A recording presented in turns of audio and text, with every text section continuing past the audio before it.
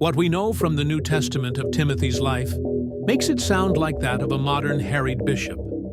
He had the honor of being a fellow apostle with Paul, both sharing the privilege of preaching the gospel and suffering for it. Timothy had a Greek father and a Jewish mother named Eunice. Being the product of a mixed marriage, he was considered illegitimate by the Jews.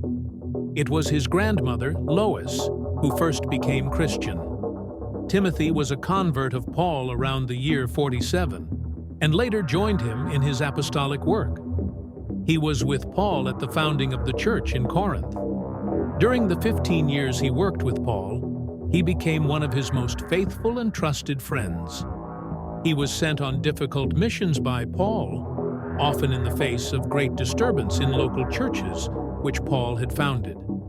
Timothy was with Paul in Rome during the latter's house arrest. At some period, Timothy himself was in prison. Paul installed him as his representative at the church of Ephesus. Timothy was comparatively young for the work he was doing.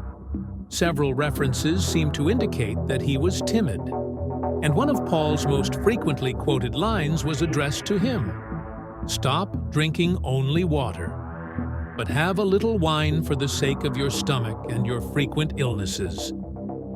Titus has the distinction of being a close friend and disciple of Paul as well as a fellow missionary.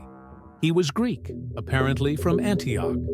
Even though Titus was a Gentile, Paul would not let him be forced to undergo circumcision at Jerusalem. Titus is seen as a peacemaker, administrator, great friend.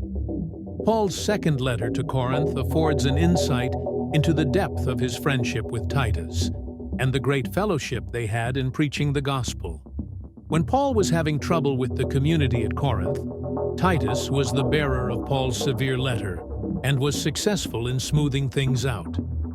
Paul writes he was strengthened not only by the arrival of Titus, but also by the encouragement with which he was encouraged in regard to you, as he told us of your yearning, your lament, your zeal for me, so that I rejoiced even more. And his heart goes out to you all the more, as he remembers the obedience of all of you, when you received him with fear and trembling. The letter to Titus addresses him as the administrator of the Christian community on the island of Crete, charged with organizing it, correcting abuses, and appointing presbyter bishops.